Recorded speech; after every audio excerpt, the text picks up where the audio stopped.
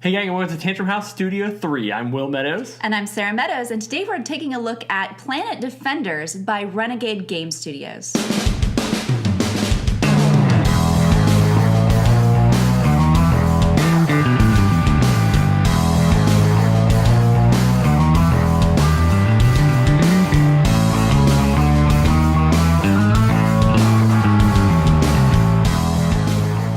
Planet Defenders from designer Wei Min Ling is a set collection sci-fi themed board game for 2 to 4 players.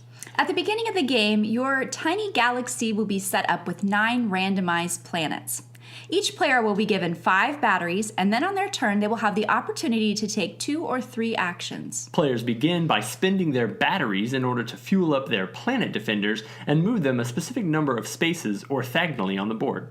They will then collect whatever resources the planet offers. It may be different colored energy cubes, batteries, or a combination of the two.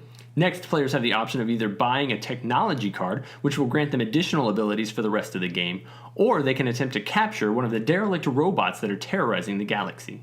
In order to do that, a player must have moved one of his planet defenders on that side of the board with his previous actions, and then he must have the energy necessary to meet the specific card requirements. If he does, he collects the card and the research points as well as any bonus items. The final round is triggered once 2 of the stacks of robot cards are depleted, and then the player with the most research points wins. So it's got a pretty straightforward rule set. There are some endgame bonuses depending on what color of robot cards you pick up and the number of upgrade cards you collect during the game. And then we also didn't mention that at the end of every turn, any Planet Defender card that was powered up gets flipped over so that the next player has a different set of movement options to choose from. There are a few other additional rules, like not being able to backtrack on a space, but for the most part, we've explained the gist of the game. Yeah, it's not a difficult game to pick up. In fact, we played it with our 9-year-old, and he did great. He actually beat me at it.